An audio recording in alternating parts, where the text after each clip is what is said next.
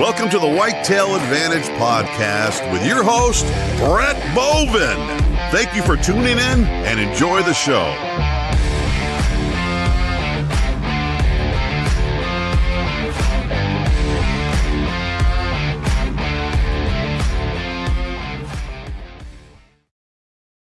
What is up? And we're back. Hey, what's up, everyone? We got the full house here tonight. And the reason it is because Gerard's here, so feel special about that, Gerard. Thank you, guys. I appreciate it. I just put out the old rat getter shirt today. Yep. Right. I got the Oregon Ducks one on, so we're all good there too. My son's a big Duck fan. Yeah, there we go. There we big go. Duck fan. Well, everyone, we all know how the intro goes. I ain't going to say anything because we all know what it's all about here at the show. Anyways, tonight we got on Squatch, Frank, and Johnny, and our guest tonight, Gerard from Rat Getter Sense. How's everybody Now, doing? as you all know, my type of style of hunting, I don't do much of the new day and age type of things people do. It's just my style. The type of material that I use necessarily is just wit versus wit type of deal. I use technology in the sense of just new upgraded bows. Now, on the other hand, though, these three motherfuckers on the show use all of his shit. Absolutely. And it's all they say is good things about it. And they're not just saying it. They've literally told this. Like, I've asked them, like, what type of sense do you use? Just to kind of like pick their brains and stuff. And they said, yeah, we use Rat Getter Sense. And I'm like, you can tell me, right? Like, whatever one's like saying, like, no, like they legitimately use his product because it's good stuff. Yeah. So they're also not just saying it just to beat his dick off. They're actually support his product too. So I wanted tonight to kind of go like these three guys to talk about his product, but also I want to talk in tonight's show of actually talking to Gerard about hunting itself. Mm-hmm. So like the first couple parts of the show, I just kind of want to leave it with his business and stuff like that, how it's going, how it started, stuff like that. But then a good portion of the show, I actually want to talk to you about you as a hunter and outside of hunting, stuff like that. So that being said, Gerard, do you mind, before we ask Gerard a little bit about himself, how's everybody else doing?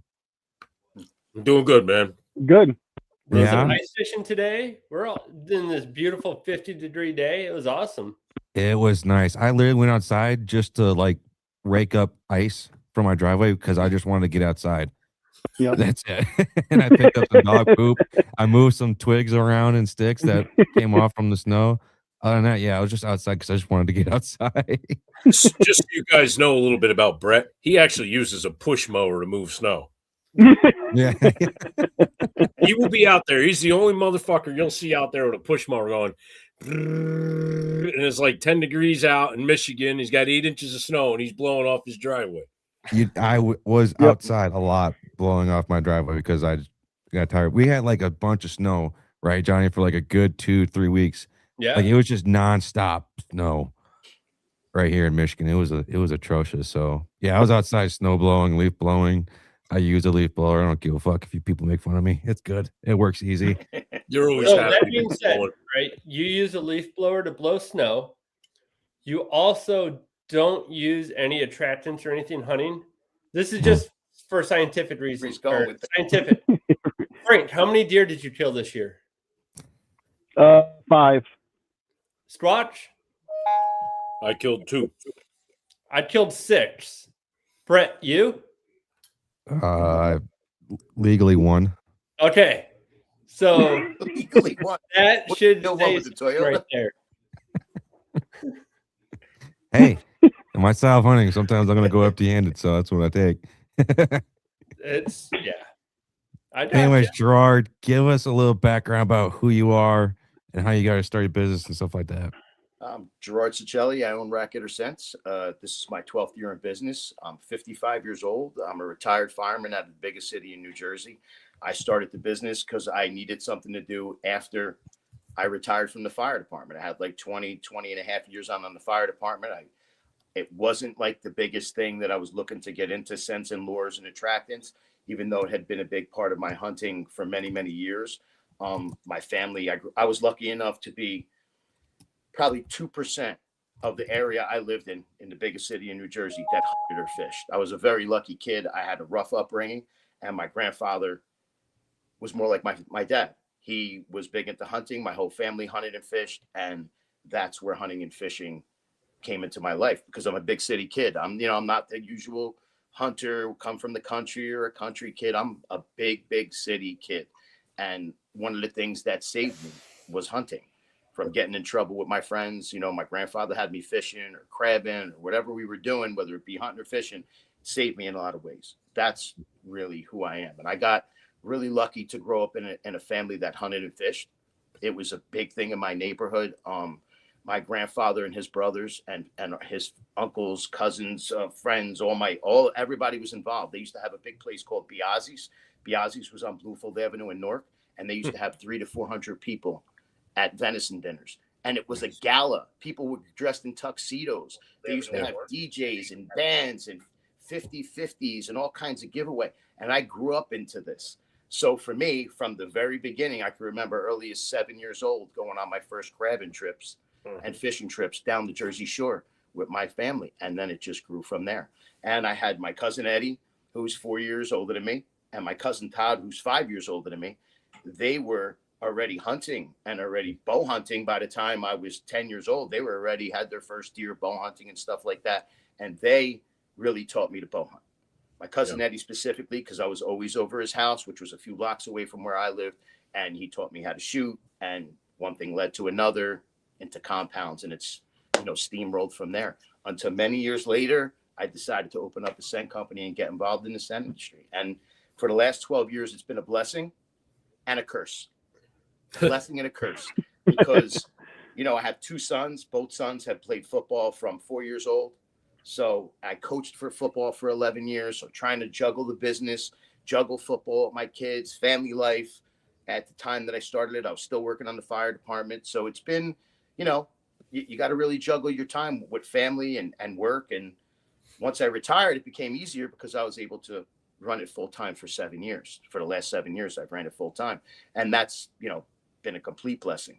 But I really enjoy what I'm doing now. It's fun. I enjoy seeing people's faces and getting people to write me stuff about, things that they've used that have made their hunt successful. And it just motivated me. And, I manufacture stuff. I don't buy stuff from anybody else, whether it be ropes or scent wicks. I manufacture it all myself. Nobody does that. I don't buy anything from anyone. I make my own turkey calls. I make my own trout spinners. I came up with the drip bags, the scrape dirt. I'm making power pellets now. I was the first person that ever made an Oreo cookie attracted for bears. And now you got everybody following. I mean, so there's a ton of stuff that I'm doing, and it's just steamrolled from when I was a kid. I've seen so many things from the magazines and stuff like that growing up that just pointed me in the scent company direction. And how long were you sorry. That's okay. Go ahead. I didn't mean to cut you off. It started out from 2 bottles, just 2 products. Yeah. And then before you know it, I don't know where it is now, 50, 75. I don't know how many products I make. And it's a one-man show. My son will help me with my website. My wife helps me print out orders. My other son will help me, carry bags back and forth. So other than that, it's really a one-man show. Nice. You mentioned something there. You're a firefighter. Are you still a firefighter? Still or retired from doing that? How long? I served from 1993 to 2018. And for the last 7 years, I've been retired and running the business full time. Yeah. So you started when I was born. So, Yeah. so how is it nice just sitting comfy in a nice little spot and being all nice little warm like that? So us real people actually had to go out there and do the real work. Yeah. I love everything that I've done for 25 years. But once you get to a point on the fire department, it becomes a young man's job. And it was time for me to go. And I knew at like 20 and a half, 21 years that I needed to do something else. And I didn't want to be the guy that was going to be working in Home Depot. Not that there's anything wrong with it, but I wasn't that type of guy. I'm not the type of guy to show up in a classroom or anything like that. So at the end of the day, this is something that fit me. And I'm really whose fucking thing's going off? I'm really I like to make different things. I like to try stuff out. I've made products that didn't work. I've made products that worked great that didn't catch on to the public, and I made products that have been foolproof that work all the time, whether it be a feed or anything like that. And I've just really got into it in depth. Now I'm just every day I'm thinking of ideas. I got stuff planned for 2027 and 2028, and we're just getting into 2026. So I'm really big into making new stuff and trying new stuff and seeing how it works. And sometimes, like I said, sometimes they catch on and sometimes they don't. Sometimes I've made a really good product and the public just didn't catch on to them. But that's the name of the game. But I think that being really versatile in this business and in the industry, when I started the business, it was just a few months a year. It was more of a quarterly business. And then you just kept up with posting stuff. But now since I got into making minerals and trout spinners and turkey calls, now the business is a full year business. There is no time off for me. I don't have any time off. I go right from one thing to another, and it never ends. And that's really what I wanted. I wanted to be a company that not only was versatile, but my business's name is in someone's mouth all year long, whether they're fishing, turkey hunting, or deer hunting, bear hunting. I just wanted to be a full-blown all year long business. And that's what I built it into in the last. So you don't just strictly deal with whitetails. You're dealing with deer, with bears and fish, essentially. Yeah. Turkeys, bears. I do it all. I'm a huge trout fisherman. I love to fish for trout. So I make trout bait and I make trout spinners myself. I do them all myself, so it's the trout industry is tough to break into, but if you make something really good, it catches on. And the last couple of years I started making spinners, and now I started adding scented plastics to spinners. No one's ever done that, so I started making them last year. And then how do? You go out on a day that they stopped, and then you use the spinner that you made. And I went out on video and caught 86 in a row with the same spinner. And I posted the video catching them. I have all kinds of breakdowns of catching them. And I knew from that point I was onto something with the trout. So now I'm making them glow in the dark. I'm making them all different colors. I'm just doing a shitload of stuff with them. And you know what? It's really fun and I really enjoy it. I'm a big trout fisher. As much as I'm a whitetail hunter, I'm as big of a trout fisher. So my daughter is huge into that. And just a couple of weeks ago, she started making her own lures. And this weekend, she bought a whole bunch of scents. And she's like, well, I'm going to have this for crappie. And she's making like little ice fishing lures and like putting the crappie scent on it. And we were out today trying them and dude, hammering them. Yep, she has stuff for like walleye now. And she wants to get into trout so bad. And we took her out steelhead fishing and she hooked into a couple of them, and absolutely loved it. Yep. And there's nothing better than you making something and then going out and having the success with the product that you make. There's nothing like it, so it makes you feel like, oh wow, like I really accomplished something. And that's what we set out to do today. It was her first time testing her own lures, and to see a 13-year-old who made her own lures to catching her own fish, it was awesome. That's cool. That is really cool. And I told you, like I said, when it comes down to it, when she needs a video on how to make trout spinners, I'll be happy to send it to you. It's simple, Oh, absolutely, brother. Which one? So I don't want to get like I want to ask this question. Ask it. He's like, just go for it. If you don't ask it. Well, I want to ask the question, but it's a two-part question because it's also asking like you personally how you deal with it. You obviously have a lot of products out there for let's talk whitetail deer hunting. Mm-hmm. Which one would you say, just give me the best product you think that gets the deer the best when they start turning nocturnal? Which one would you say is your best one? When they start turning nocturnal? That is a good question because every deer is different. So some turn nocturnal earlier than others, some later than others. It all depends. Mock scrapes work really good. And my trick to keeping deer in an area more often as we get later into the rut is buck scent. Yep. Buck scent in a scrape, around the scrape, will change the game for you. A lot of guys will just keep using the mock scrape stuff. That's like you keep putting the same stuff in the same area so many times, they kind of just walk by it at some point. They'll mess with it and they'll move on, or they'll check it and they'll move on. But when you want to really pinpoint a specific buck, using buck scent is definitely the way to go. especially in and around scrapes. I kill 80% of my deer that I kill using deer scent is with a buck lure, is with my Ruts Up buck lure. I don't even, I'll make some trails with Hot to Trot, my hot products. I'll make trails with them, but I rely on the buck lure, especially in the last week and the first week of November, the last week of October, first week of November. That's when I kill most of my bucks during that specific time. And that's what I mostly use is my buck lure. I've learned over the years, a lot of people have been afraid to use buck lure. Well, it wasn't made as well back then, or guys did different things back then. Nowadays, a lot of guys have perfected the product or made a really good product from bucks. And there's a lot of good products out there. I'm a small fish in a big pond, but I make a really good product. And my buck lure, I think, will help a lot of guys put bucks in front of them, especially when they're nocturnal and especially around mock scrapes. That's a real good product to use in that specific time. Now, for years we hunted, we had no September bow hunting season in New Jersey. When they started it, I started hunting heavy early season. My biggest time to hunt is the first 8 to 10 days of the New Jersey whitetail season in September. It's the best time to kill a big buck. It's the easiest time to kill a good buck. They don't know you're there. It's still warm out, and you really got to deal with the bugs and deal with the heat and all that. But at the same time, it's some of the best times to kill a buck is that first week, first 10 days. Me and my cousin Eddie talk about it all the time. I've learned, where to hunt, travel corridors from point A to B. They always work great. But if you could find a good acorn tree in August, after a storm, the third week of August, drop a couple of acorns after a windstorm or something like that, then you could pinpoint where to be for the beginning of September for the bow hunts, the New Jersey bow hunt season.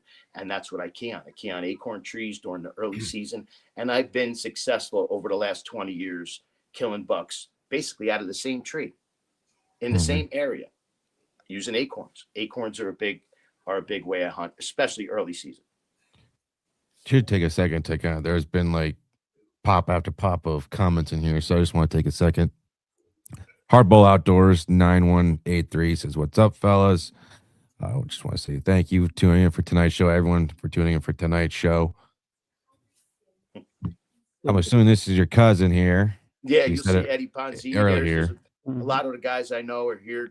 Jimmy Pfeiffer, my buddy Lester, my cousin Eddie. There's a lot of guys on here that I let know I would be on tonight and seen it. And I'm happy that they came out to check me out for tonight and you guys.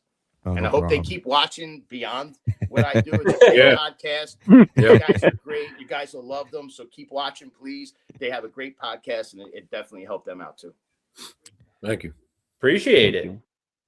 And since we're going to do a little shout out here, we also got 2 other shout outs that I'd like to do. We have the Frank and Squatch show that's presented by Whitetail Vantage and Boondocks Hunting. So also take a second and check them out. And then we also got Johnny's show. We just started up with both of these. Mysteries in the Timbers. Make sure to check them out. We're going to be trying to help out and get stuff set up on our own type of shit. But anyways, all right, we've talked enough about some products. Let me ask you this. Is there one last thing you want to talk about your product or like anything you got coming up? Because now I want to start diving into like you as a hunter, I started making some power pellets. They're feed pellets. And then I really got in depth with them for bears, adding Oreo cookies and M&Ms to bear stuff. And, that kind of attracted. And now I'm adding real apple and things like that for deer. And, I got into that, and the pellets have been a fantastic part of my business. At this point, they're going to really explode. This is the first year I'm making them, but I've already getting so many orders for them. It's really, really going to change the game a little bit when it comes to feed. I got into making a buck bong. I can't wait to try that. I'm trying that. It's basically a nebulizer, and they're a lot cheaper than what's been on the market. They work fantastic. They're super quiet. And I didn't think how good that they would work until I came up with the idea of just buying one to see how it would work. And then I put it on in my house, like in my garage. And I ran it probably a little bit too long, but it worked fantastic. And what I noticed is that it worked really good even in cold temps, which was a big thing for me. It has a really good recharge, and it works on batteries also, so it'll always work. And it works with my products really well. So that's another thing that I came out with that'll be, hitting the market this year. That probably only be available on the website, but those 2 things specifically, I really jumped into. You have to let us know like a couple days before it goes on, so we can all jump on and buy a bunch. Because I can't wait. Yep. That's a little they're on. cheating. They're on. I put them on the website. They're available at any time. Cool. Anybody wants to get Oh, them. nice. I'll be ordering one during the show, Brett. But So trust me, they're a great product. You guys will have a blast with them. And it's not just that. You can use them with like corn attractants or any type of attractant that you want. It's not just the urine-based lures will work with them. Any water-based product will work with them. Mm-hmm. Before we get too far ahead, I really owe this to Gerard, and I want you guys to know something. You can deal with other scent companies, okay, out there. And this is for people who are listening, maybe you're interested in trying his product and stuff. You can reach out to Gerard. You can tell him your situation. He will make a custom blend for you if you want it that way. He will answer your questions on what you're doing wrong, maybe not, your setup's incorrect or whatever. I'm a seasoned veteran in the outdoors, but I always learn something every year. And he's taught me a lot. And you guys seen that buck right there. And there's his scent right by the belly of that buck.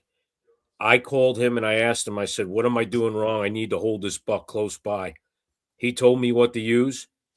And the next night, that buck came in, kicked the scrape, and then walked over to the scrape that I made with his products, and his life ended. So, Gerard, you make a hell of a product. I've said it before, and I'll say it again. You guys, you know your shit. And I'm not no young kid. I've been hunting a long time. That stuff really works. Everything you produce, the stuff for the trout, your bear stuff, new power pellets. I can't wait to try the nebulizer, even on myself. Might clear up my sinuses. Yeah. But no, I'm sorry. I give credit where credit's due. I'm not a bullshitter. I'm not blowing smoke up nobody's ass. If you want the real deal, you deal with Gerard. You'll get a good product. I appreciate it, pal. Yeah. You know who I love the most? You know who I love the most is this guy named David. He tunes in a lot for the show. He always rates gay. That's right. Some He's always funny gay. shit. Gay. I've seen his comments because I watch. I've seen him comment. Yeah. People don't tune into the show anymore. They just tune in to watch his comments. They mute the show. They mute what we say. They just watch the comments of what he said. That's it. I was wondering what took him so long. That's hilarious. He just waited I for can't Squatch see to the start comments saying unless something. I look. Too funny, man. These guys. No, man. David's part of the team here at Whitetail Venge, obviously. But yeah, we always just joke with him. Anyways, let's start getting into you as a hunter.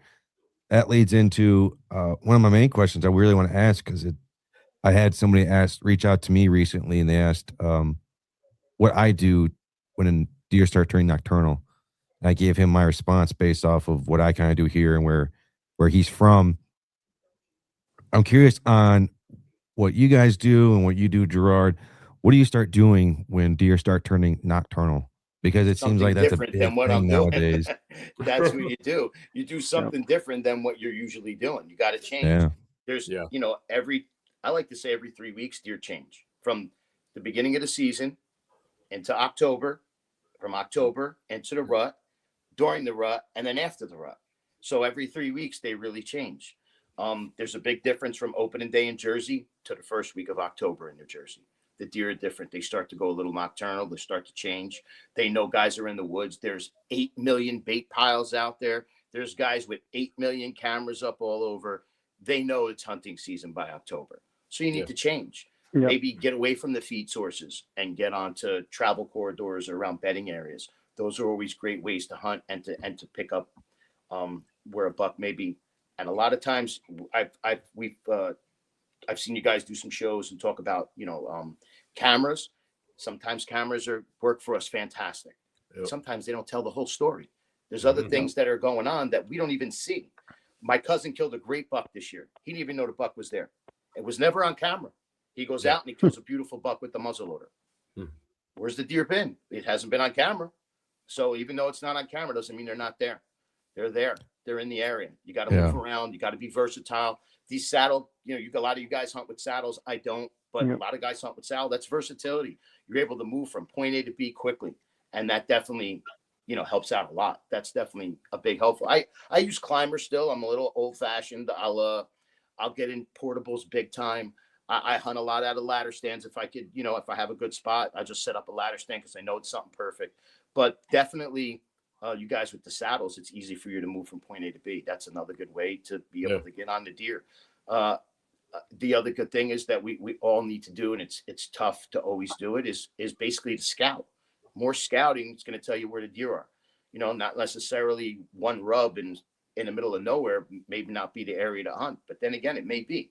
So you really got to get out there and do some scouting and know your area and learn your area. It always takes like 3-4 years to get onto a new property and learn everything about the property, where they like to go, where they like to bed, where they like to hide, bad weather, good weather, water sources. So everything comes into, everything's a factor.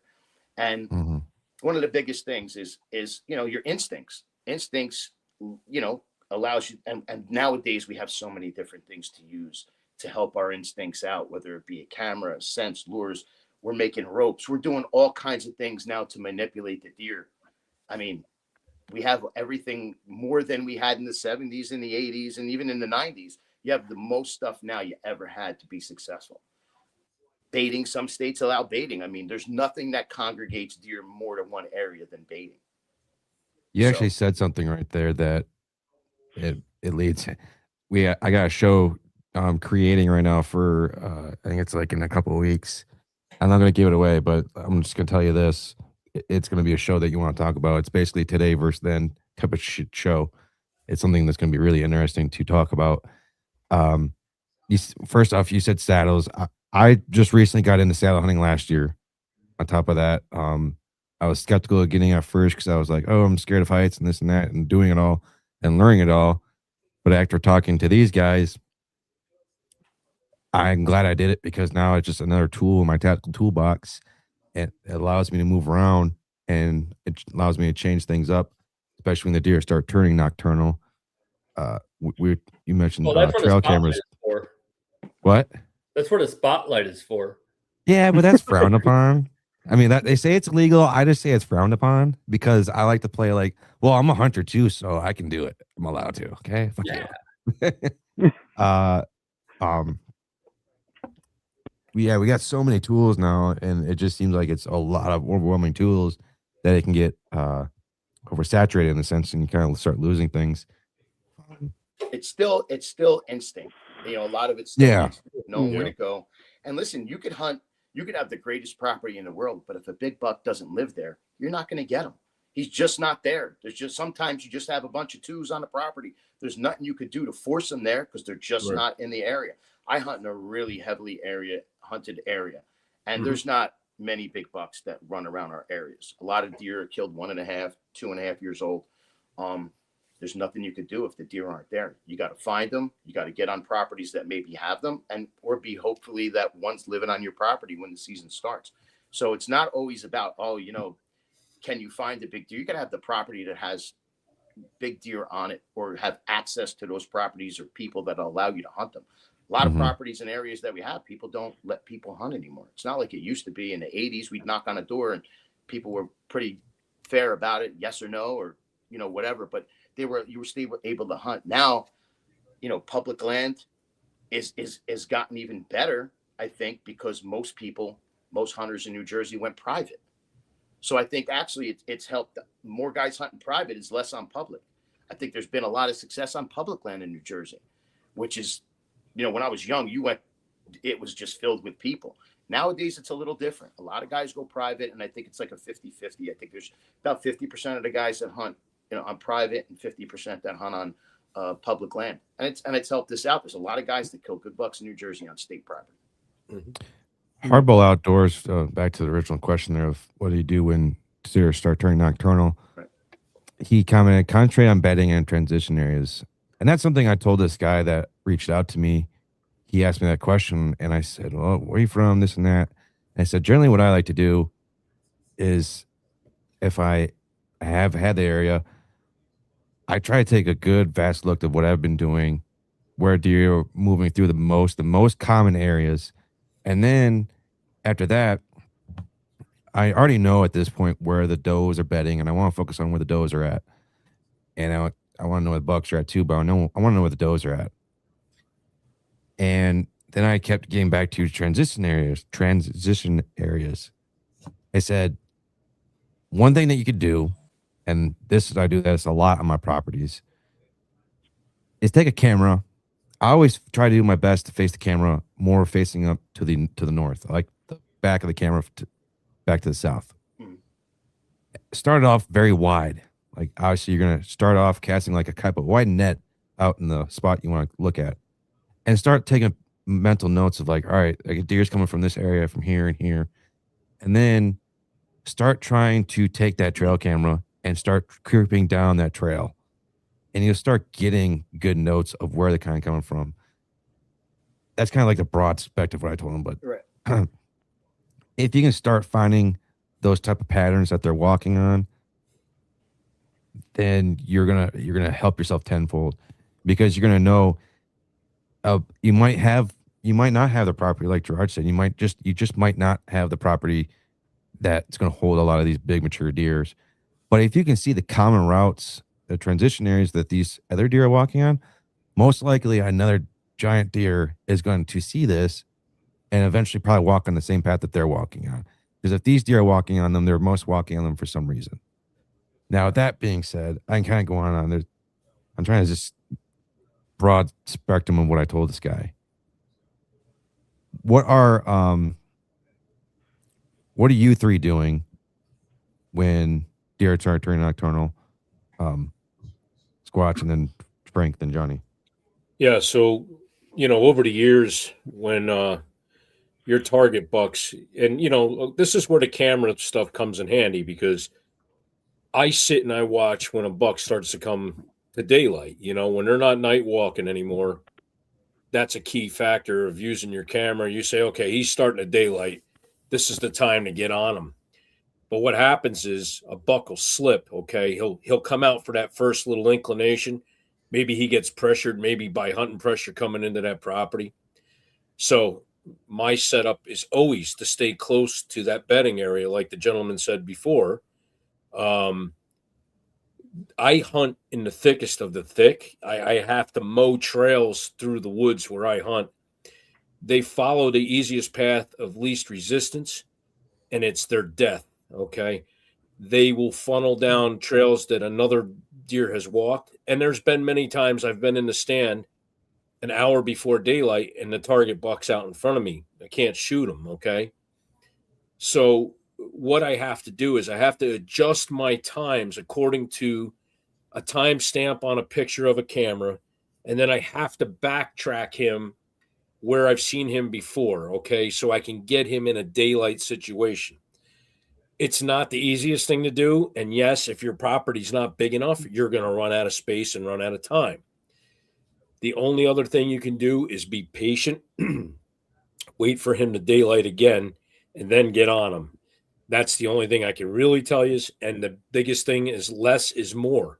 If you don't pressure a certain spot, you're not putting down a ton of scent. I mean, God, when I handle the products or anything that we put out, I got rubber gloves on. I'm not handling stuff barehanded. Watch, if you're using a ladder stand, don't, put your bare hands on it or spray it down with a good cover set.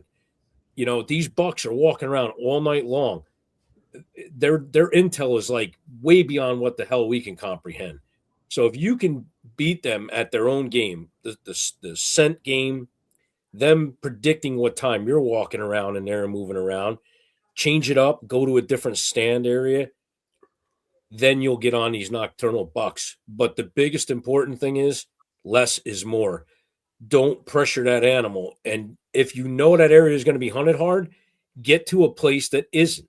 If it's a big piece of state land and 20 guys are parking and walking in through that main gate and they're going in 100, 150 yards and they're bumping these deer left and right at first light, well, figure out, see if you can get a different access into that state land, knock on a door and say, look, I don't want to hunt your property, but I sure as heck would like to get into the state land that's behind you. Is that okay? Find another route. You'll catch that buck slipping out. It's a chess game. It's the biggest thing you could do to prepare yourself. There's one more thing. I can't do it here in New York, but the guys who bait with food, if you can make that feeder work only on a morning situation or an evening situation, you will get that animal to come in at certain times when you can still get a shot on them during early daylight. But for a guy like me in New York, I can't. Unfortunately, I can't do it. So I have to adjust everything else. And that's what I've learned over the years, and hopefully it helps you guys. Yep. You expect us to come up with another reason? That's spot on, dude. Yeah. Pretty much. I was like, are you guys going to say the same thing? Because that's. I was pretty much. I was going to piggyback off basically what he said, but I try to see where I'm seeing this buck at. What cameras am I getting them at 12 in the morning, 12, 1 in the morning, wherever. And for me, I'll bring in new cameras and branch out, check in kind of like almost the thick of thick stuff, almost like what Squatch said. And I just kind of try to get a feeling to where I see him. Maybe I might catch him going in there at, 4 or 5 in the morning. Okay, this is where he's leaving the property. This is where he's coming in from.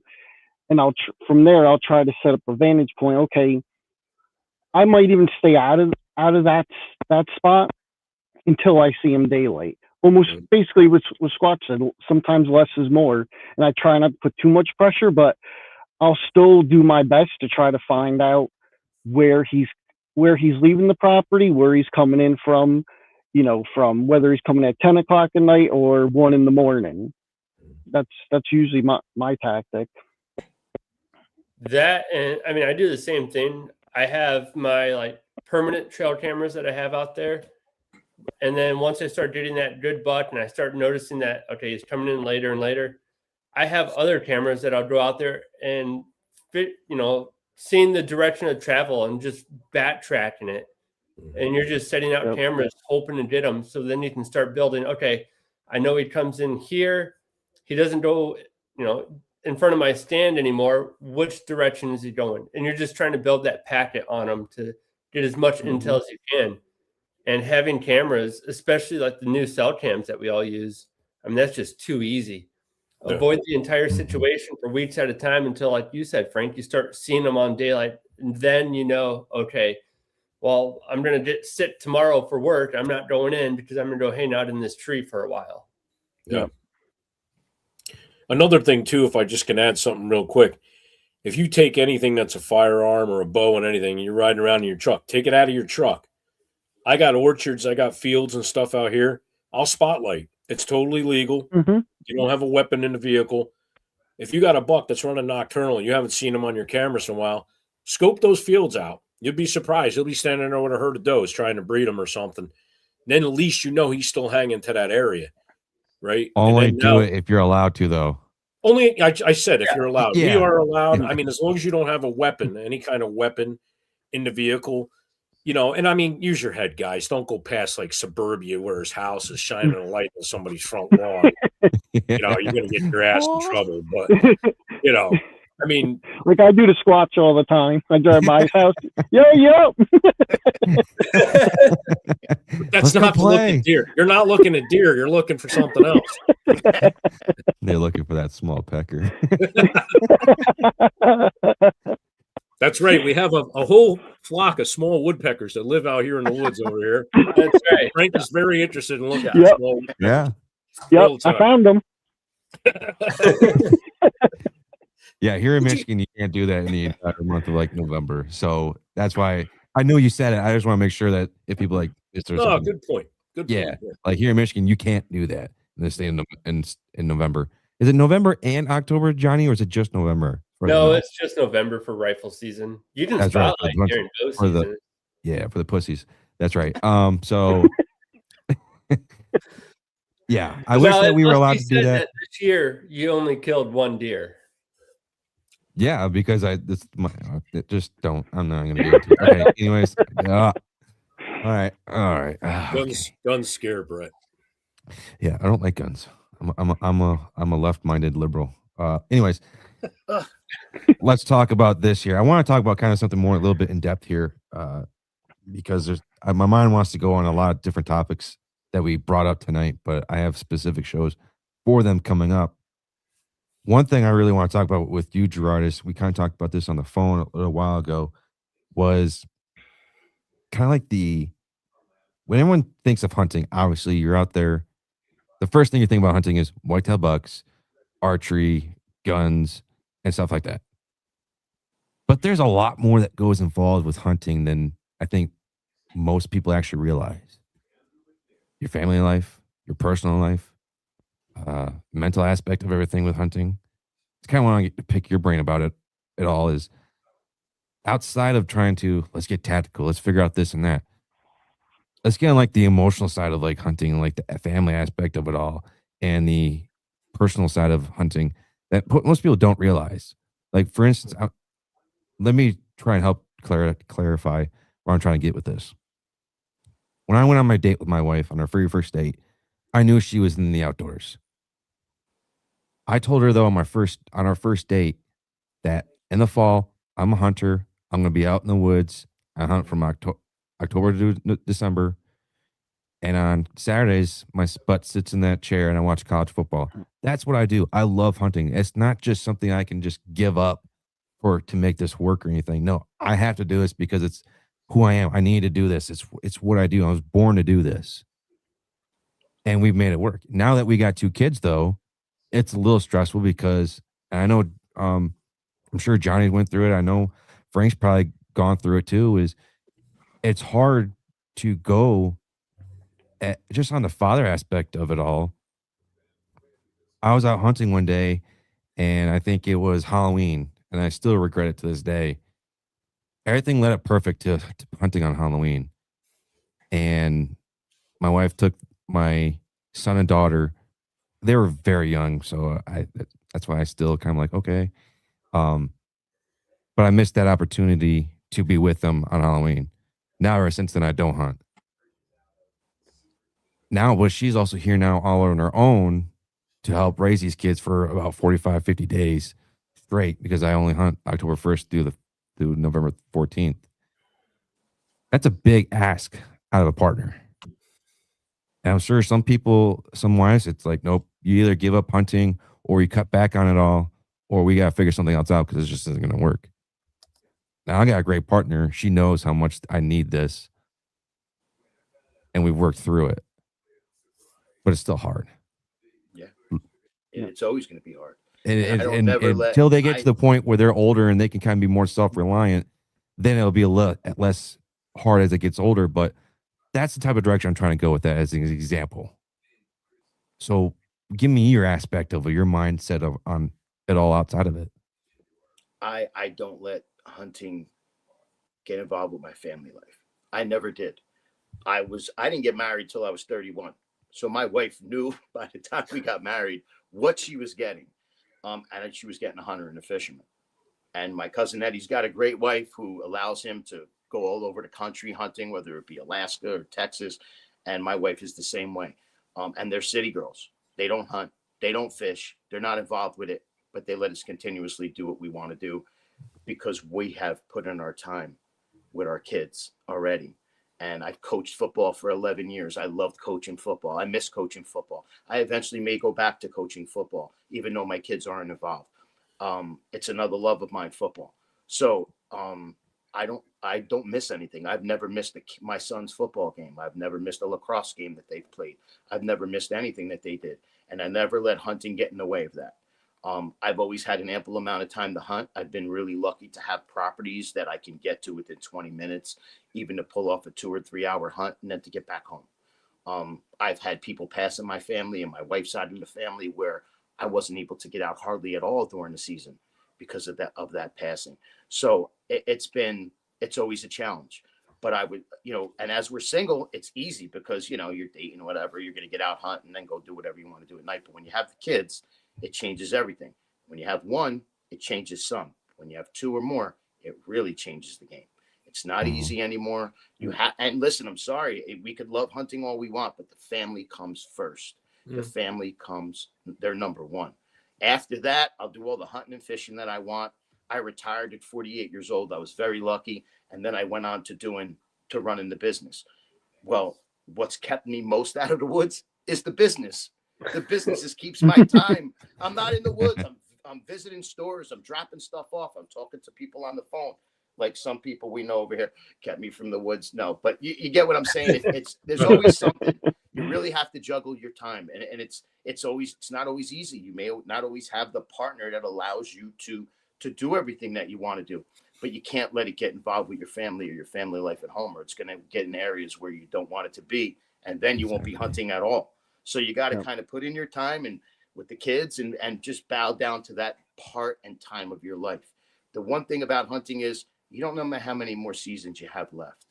You want to stay as healthy as possible, keep your weight down, take care of yourself, eat the right foods, and try and keep yourself as healthy as possible because you don't know how many more you have. And that's just, something that I've always lived by is just making sure that I could stay as in shape as I can. Even at 55, I'm pretty decent shape. I'm not over heavy. I have my times where I go up and down with weight, but at the same time, you got to stay as healthy as you can. You got to climb those trees. I'm 55. I'm still climbing trees and I love it. But at some point, I'll be just stuck in ladder stands at some point at 70, in my 70s, unless I take good care of myself. I was lucky enough, like I said, to have family that hunted. My family was hunting up until they were in their mid to late 70s. My grandfather had no use of his hands. He was tying basically a rope to his hand to the shotgun to be able to shoot a deer. Yeah, my cousin's on here right now. He'll tell you that. Yeah. I mean, it was something to grow up with a family that hunted and fished. And I was, like I said, I was very fortunate to grow up with a family that hunted and fished. It saved me from a lot. But there's nothing like family. What me and my cousin experienced growing up with hunting with family, the time was, we look back at it now in the pictures, the hundreds of pictures that we have. We have some video and stuff from back then, but the pictures are priceless. I mean, it's just the memories that we have. We sit and just laugh, and we could go on and on and on for hours just laughing about old times and stuff like that. So family's always first. It's always going to come first, even though I'm a big hunter. Now, when you're single, you can go out and hunt your ass off and enjoy it. I did right up until I got married and then had my first kid. And then you got to just tear it back, and you got to learn when to, fight those battles to be able to get out there. And it's not easy, Brett. It's not easy. It's just not having a marriage and having something, because we are not the same as everybody else. We're not the same as a regular public guy that doesn't hunt or fish. We are completely different people than those guys are. They don't have what we have, and it's in your blood. It's definitely in your blood. And once it gets in it, it's hard to get it out. It's different from the average person. They don't understand the way we live. We live a completely different way, whether it be our hunting seasons, how we look at things during hunting seasons. Everything is completely different from us than the regular public. And they don't understand what we go through. They think it's all, you just go out there and you're this crazed killer. Like most of the hunting population, the non-hunting population thinks that. I got on my Facebook page, and most of those people don't hunt. 90% of the people on my personal Facebook page do not hunt. They don't want to see deer down. They don't want to see bloody, but to go out the next day and order a damn hamburger. That's what pisses me off. Yeah. Because you're still hunting. You're still hunting. But at the same time, like I said, when it comes to family's first. And you got to, pick and choose your battles. That's just the way it is. Again, I'll get back to hunting family. Not even just the family, but friends. The worst thing you could do as a hunter is be envious of your hunting partners. You always have, no matter whether they kill the big buck and you don't, you have to be supportive and not be jealous. You can't be jealous of other hunters, and that goes on everywhere. I've seen it a million times on social media. People get crazy with this kind of stuff, and I get it. We've been around it. Everybody I know, everybody has arguments and things like that over deer, and it's just that's the worst thing I think hunters do to themselves, is being, kind of just not happy for their fellow hunter. That's what I mostly see, and that's the biggest problem when it comes to family or friends that hunt together, is not being happy for your fellow hunter. But if you got a group of guys that are truly happy for one another, those times are cherished, and they can't be beat. And that's what I think is the biggest problems with us nowadays. Is years ago, you didn't have social media to show you what Joe Schmo 3 miles away shot. Yep. Now you can see it, and now it pisses people off that it's not them, and that's part of the problem. That's part of the problem. Social media puts everything on Front Street. We know people. We all know people that posted videos or pictures of deer down and wanted to get in trouble because they did something wrong. Why? Because they can't keep it off social media. Yeah. And everybody wants to media famous. Everybody wants to get that little pat on the back because they killed a nice buck. Just can't control themselves. And that's the worst stuff that I've seen in hunting. And I've been hunting 43 years. I'm 55, been hunting my whole life. Family, friends, I've seen it go on all the time. And that's the worst thing I think I've seen out of the hunting industry itself, is just not being happy for your fellow hunter. That's Well, it. I think it was what's his name? Edgar said this perfectly. He I'm just gonna verbatim what he said because I can't remember exactly, but he said it's weird how whitetail deer and bucks specifically make grown men and make them lose their fucking minds.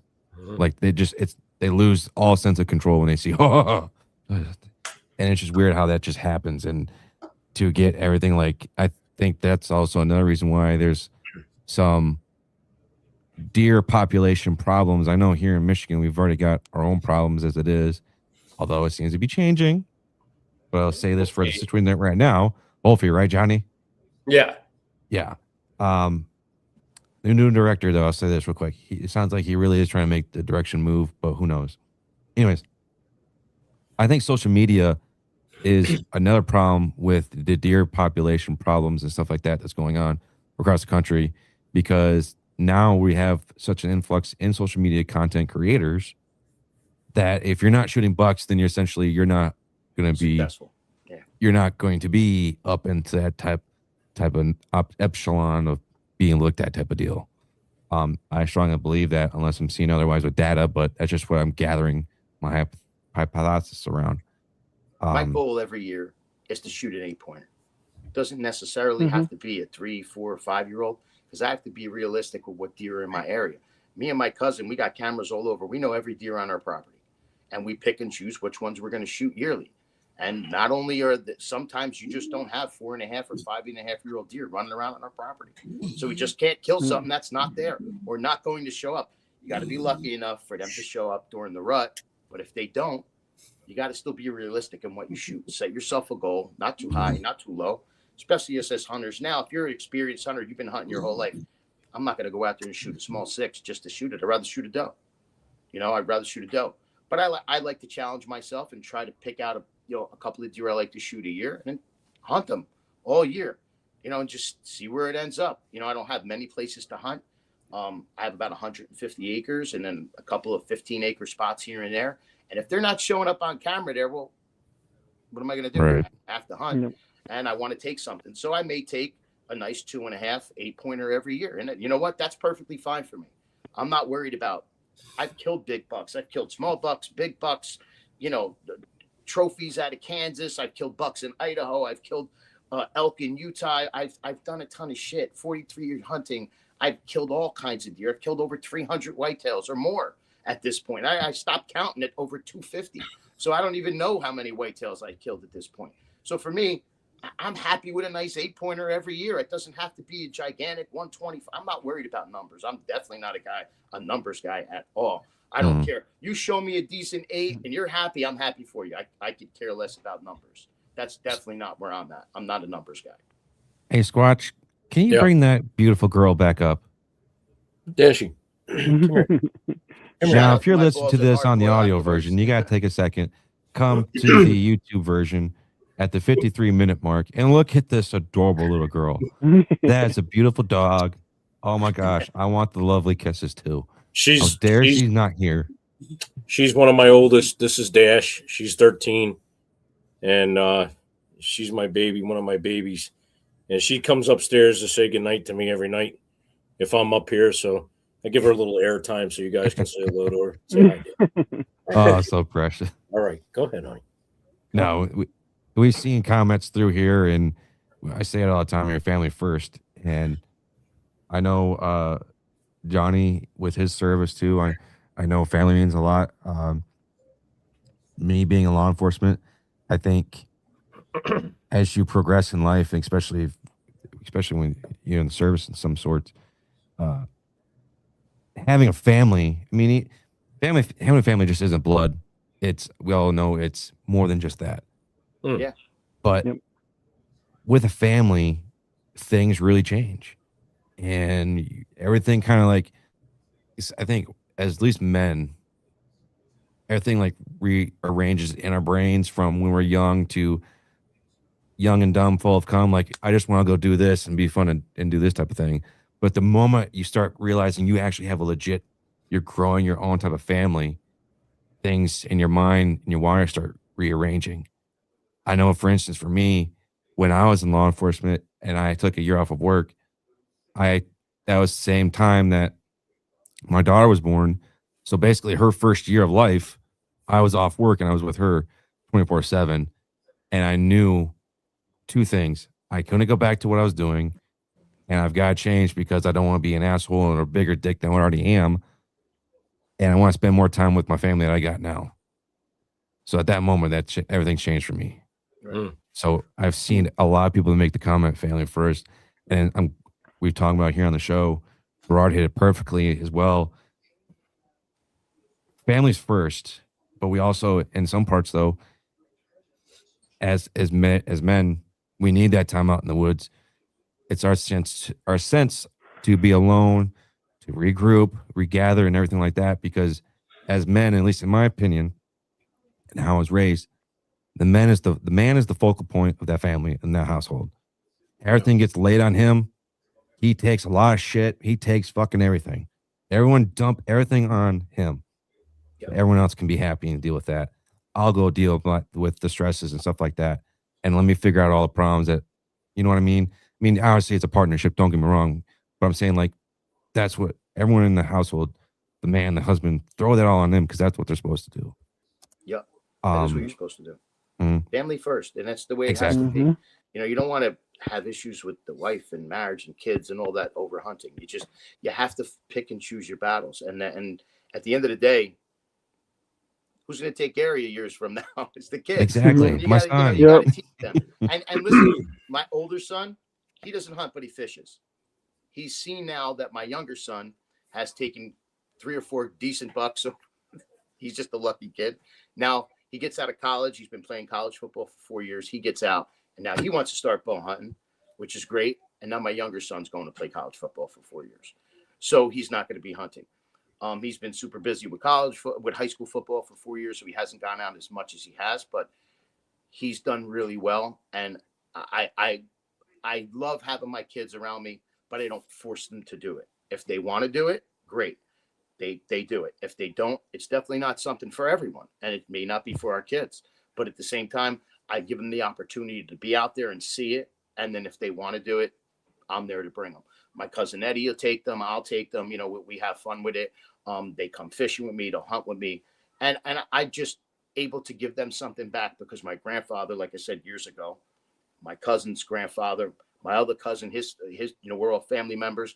We got this gift years ago and we never gave it up. And, you know, it's a special thing that what we have, because like I told you, hunting has saved me in a lot of ways from getting in trouble. Certain nights that things went on that I was out hunting or fishing or doing things, it saved me in a lot of ways. And I've always appreciated that. And it's a way for me to give back not only to my kids, but other people. I've taught friends and all kinds of people I know to hunt and fish over the years. I've taken people out hunting that don't hunt anymore. I've taken out people that fish, that never fished a day in their life and love it now. It's been as many people as I could get to do it, or to at least give them the opportunity. I like to do it. And that's been something that I've always liked to do is to get other people involved. But this business has allowed me to expand on what I could do and help guys out, whether it be talking to guys like Squatch or ask me questions, because I take every phone call. Everybody's important to me. I don't care if you're buying 1 bottle or 10,000 bottles. And I've sold 10,000 bottles to companies. And I look at them the same way I look at the guy who buys 1. And it's always a great conversation. I think sometimes people are shocked that I spend this much time with them over 1 product or 1 bottle. But when you run a small business, you have to do that. Nobody does that anymore. Nobody's hands-on anymore. And I like to give that family appeal to people who call me and let them feel more like they're just talking to some average guy. And that's all that I am, is an average guy. I'm not any better than anybody else because I own a business or anything like that. I'm just an average guy, but I love what I do. I have fun with it. And I just like to give that knowledge to other guys. And guys like yourself, Brett, who don't use scents and lures, even if you don't ever use them, but you just hear about them and you mess around with them, just say for a little bit, I can give you some insight into how to mess around with them and just have fun with it. Even if it's not during hunting, but during the off season, because like Squatch and maybe you guys in Michigan, you can't bait. Yep. Me and Frank, we could bait. Mm-hmm. So we could do a lot of different things off season, whether it's using mineral or salt licks or whatever else to help get deer in front of the camera. And it works great. And that's great. We could watch them grow and all that.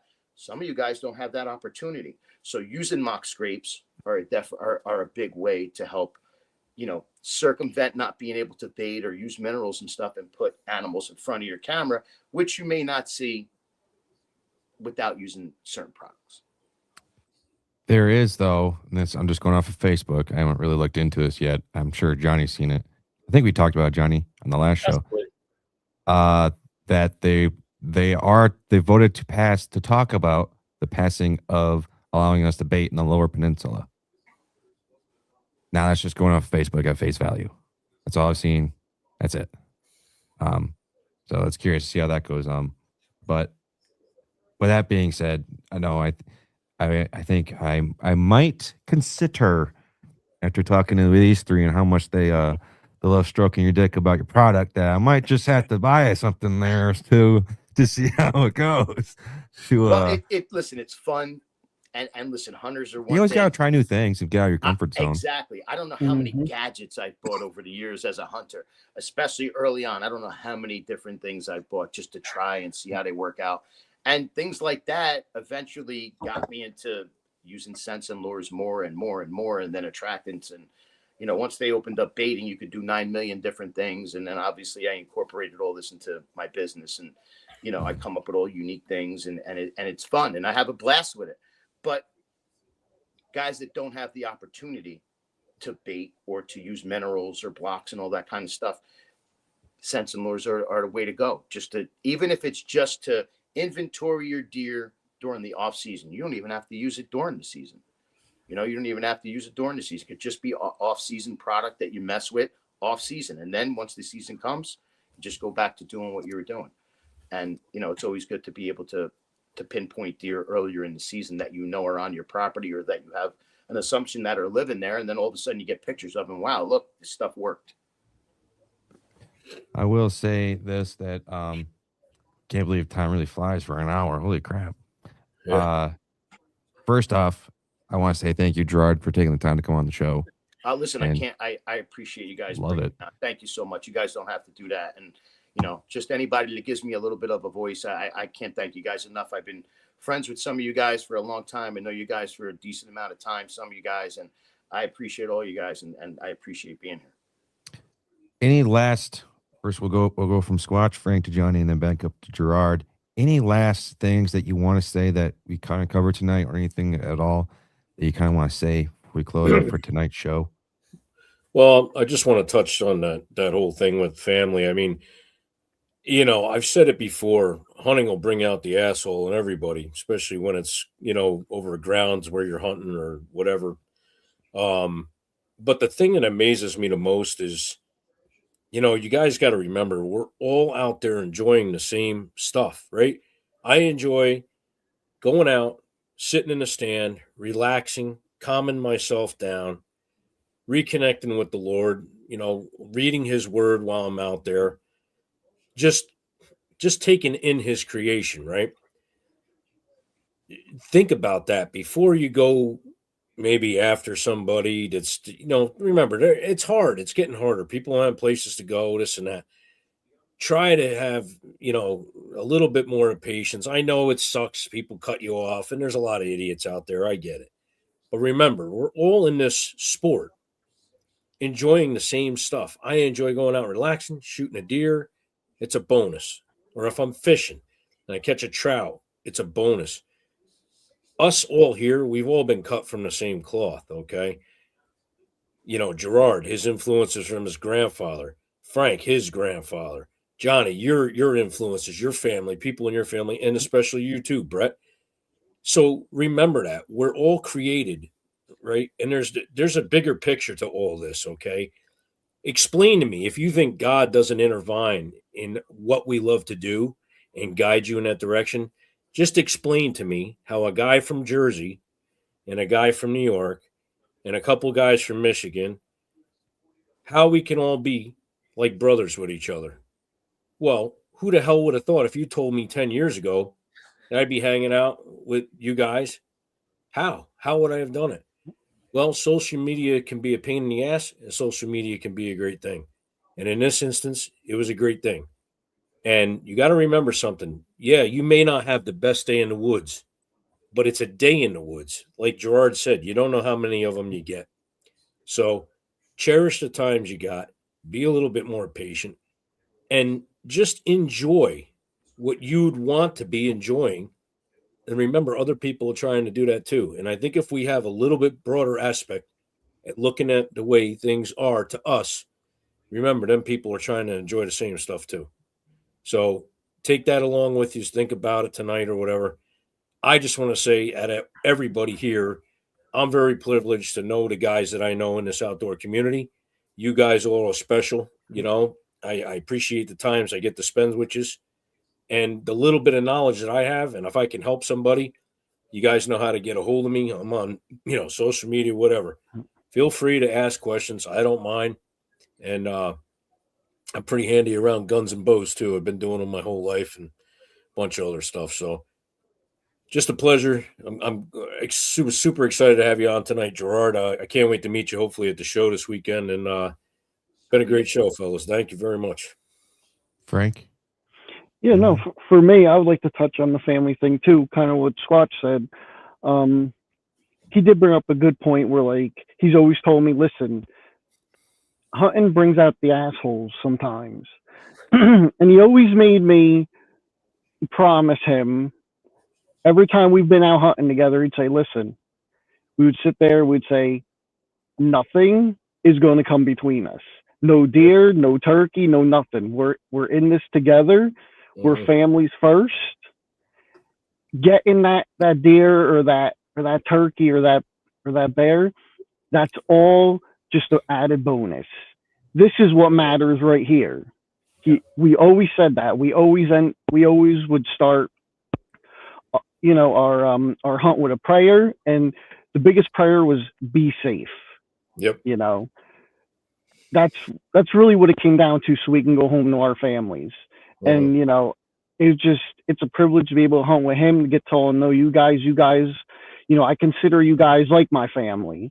Like, Squatch comes over my house, I'll go to Gerard's and pick up some stuff and ask him how the family's doing and everything.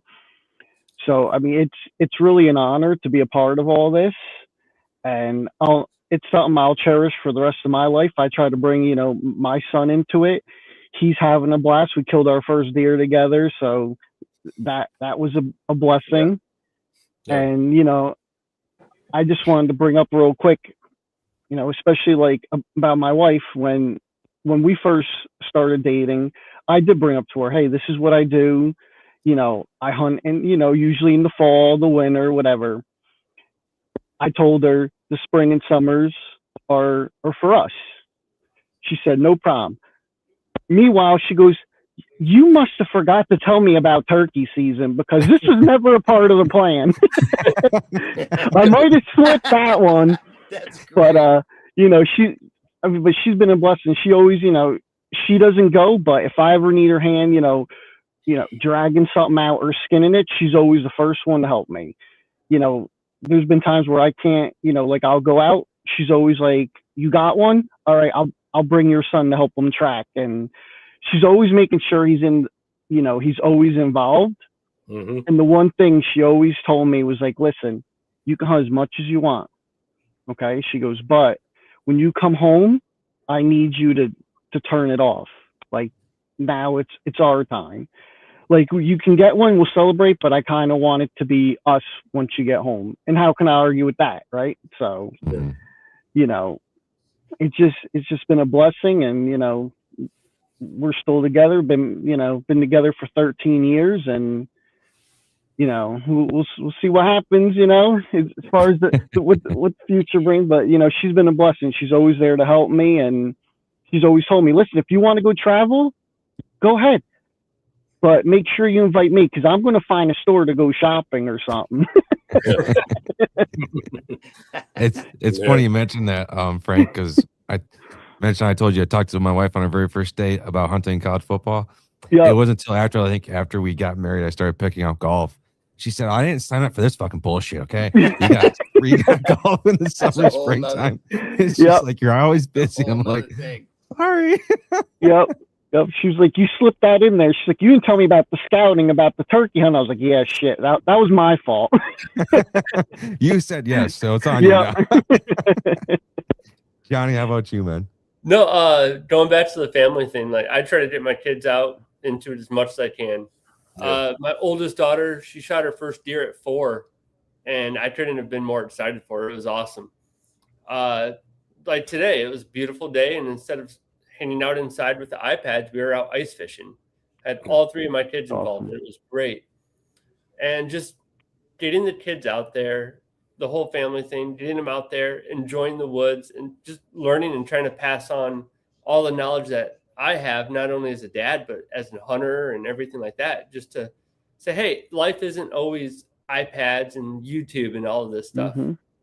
And just to let them kind of get out there and reset, have fun. Like letting them run around on the ice today was just a blast because it's something they've never done. So it's just a lot of fun to see that. Yeah. As for like the brotherhood and everything, once I left the Army, it kind of sucked. I was going from 0 to 100 and then back to nothing. And it took me a while. I mean, that's why I'm a late time hunter. I gun hunted a little bit growing up, but getting out into the woods, especially after all my surgeries, and I could draw back a bow, and I was like, all right, this is awesome. And I was hooked ever since. I mean, I was in the woods hunting as hard as I could all the time. And once my kids were born, I brought them into it, and we hunted as much as we can, fish and do all of that. But Yeah, I'm hoping to take my son out tomorrow. I think my wife told me right. My daughter's got a little play date with a friend from school, so I might be taking my son out tomorrow, and we're gonna do some little tree stand loosening up and whatnot, getting them kind of cleaned up in a sense, stuff like that. So I'm looking forward to taking them outside. We're outside, and you know what? today. If your kids, Brett, ever want to learn to hunt, they can come with me too. That's fine.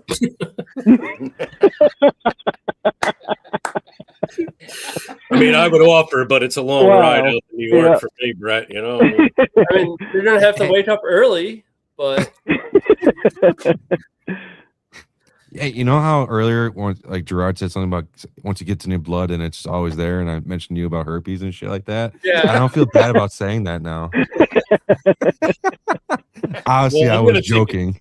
I'm going to take it a step further, Brett. When you're ready to learn how to hunt, you can also come out here and hunt with me. Wow. And I'll teach you the ins and outs, of getting up, making coffee, and then actually getting in a stand at a reasonable hour in the morning. And you can actually join in on the texts. How long did it take for you to get rid of the clap? We want to start getting out some brawls here. Let's fucking go. Let's fucking go. The gloves are off. Hey, Johnny, tell him the truth, though. Who's on the text messages in the group chat? oh, dude, we're on it from like 4 a.m. to like 40 minutes before shooting light.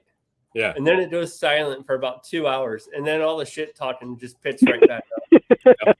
And then usually about 10:30, 11 o'clock, like by Brett, haha emoji, this and that. And it's like, oh, he just got out of bed. We're getting ready to climb down for lunch real fast. Yeah. Brett's like, oh man, those pancakes were so filling. That's great. Oh yeah, I'm glad I put this team together. It's fucking awesome. Hey, you wanted a team of hunters and shit talkers and just deer killers. I mean, I needed that to make up for me. Yeah. You know what though? Brett says he doesn't care. He can't hear this endless chatter from his golf course. That's right. I'm trying to hunt the golf course. Brett's trying to play it. It's like, what the I was gonna say. Golf season's right around the corner. Next time I'm going to see Johnny up in a tree. It's a good spot. Those golf. Johnny, I have isn't one it golf funny? course. Yeah. I hunt one golf course and I'm eyeballing a second one down the road. Don't you laugh in your tree stand though when you see the ball bounce off the windmill for like the fifth time? Dude, I've hunted probably on one golf course, I hunt right by a pond by probably 35 houses, no more than 70 yards from me. I mean, and the deer there are just loaded. Now I'm trying to get on there to goose hunt and duck hunt, but that's a little sketchy shooting, pellets over a house. Let's listen to William here. He said, "Hey, easy on Brett. We are big buck killers here in Southwest Michigan. So, yeah. I don't know why I just did that. That was fucking stupid. I'm sorry. Whatever works. I think you got a spot in the Super Bowl next to Bad Bunny. Probably, yeah. Anyway, Gerard, let me say this comment here about Hardball Outdoors real quick. He said, a good brotherhood is hard to find. Very blessed to have the team we have. So happy you guys touched on that and the fact you concentrated on family so much. We appreciate, great guys at Hardball. Yep. Those are good friends of mine. Those guys are awesome. Yep. Last couple comments here. Brian Brank, think Brett is the smart one. Hunt 10-2, best time. Now, I've killed deer from 10 to 2. This is true. Yeah. Yep. William, I'm the guy that will do both. There we go. Brian Brink, butt bunny. I'm changing that to Brett's name in my phone now. Brett Butt Bunny. Bunny. Let's call him Brett Bunny. It's easier. Gerard, any last comments? We've kind of been going on here for the last section. I don't know. Between all this stuff that you guys were talking about, it's kind of weird. That's great. Well, listen, I appreciate you guys having me on. Really, thank you very much. Suffering show's coming up next week. I'll probably see a few of you guys there. At the same time, again, thank you for letting me on. I have a lot of things that we could do in future, conversations about products and stuff like that and hunts that I've been on. I'd love you guys to get on my cousin Eddie. He's another absolute funny guy. He's been all over the country and out of the country hunting. He's a huge, big game hunter. He'd be a great guy to get on the show. Yeah. And other than that, man, I'm glad to see you're all well. It's good to see you all, and hopefully I'll see you guys soon. Yeah. Yep. Well, thank you, Gerard. And we'll kind of do another recycle back around like that. Squatch, how can people find you and stuff like that? Guys can always find me here on the Whitetail Advantage. You can catch me on Tuesday nights with my buddy Frank sitting right over there next to me on the Frank and Squatch Show. And you can also find me on Instagram, Outdoors and More with the Squatch, and my YouTube channel where I try to post videos as much as I can. Outdoors and More with the Squatch. Thanks. Frank? Yeah, for me, you can find me on here, Whitetail Advantage. You can find me on the Garden State Outdoorsman. You can find me on the Frank and Squatch Show, Instagram, Broadside Ambush Frank. Same thing with my Facebook page, Frank Mustica, and my TikTok is Broadside Ambush. Johnny? Man, from after hearing Frank, it sounds like the only place we won't find him is the truck stop. Pretty much. You never know, man. True. I'm sure your number's out there. Yeah. But no, you can find me on pretty much Instagram. Whitetail Advantage, I'm always on here. On Instagram, it's Johnny Nitro Night. I'm there. And then every other Tuesday, I come out with a podcast, Mysteries in the Timber. And it's not necessarily like this. It's all about Bigfoots and UFOs and aliens and all sorts of crazy stuff. Gerard? On TikTok, Racket or Sense. You can find this on Instagram and Facebook at Racket or Sense 2.0. You guys get my number, give me a call, talk about products anytime. I'm always willing to shoot the shit and email me, whatever else. And you can find me hanging around watching these guys whenever they're on. This is the first on the show in a while because it's the first time we had a guest on for this year on Whitetail Advantage. So thank you, Gerard. Thank you. And just a couple of quick notes before we get to Squatch's Prayer, which we haven't done one in a while actually on the show. Next show coming up in the series is Tuesday, 17th of February. Johnny's show, Mysteries in the Timbers. And then next week, the 22nd, 24th, no week. There's no show. There's nothing. We got the week off. And then the first Sunday in March, we might have a guest on that. I'm not sure yet. Either way, then the next show will be Tuesday, March 3rd. That's going to be the Frank and Squatch Show. Johnny's show typically starts off around 8:30 p.m. Frank and Squatch Show, they typically start off around 8 p.m. You can find them here on Whitetail Advantage Show as well. So make sure to tune in to all our shows. I'm glad to be part of everything else here and help you guys get set up in that. They're doing really good shows. They're very good content. They're just started off and they're doing fucking amazing. So make sure, again, just check them out. With that being said, Squatch, can you send us out with a prayer and then we'll close out for tonight's show? Sure. Father God, we thank you for this time together. We thank you for the blessings you bestowed upon us each and every day, letting us enjoy your creation out there. We thank you for the blessings of all these gentlemen and our guests that showed up tonight. And we just ask for a continued hedge of protection around all of us, all our families. Give us another day to enjoy your creation, Lord. And thank you for letting us do this show. In your beloved name, Jesus Christ. Amen. Amen. Amen.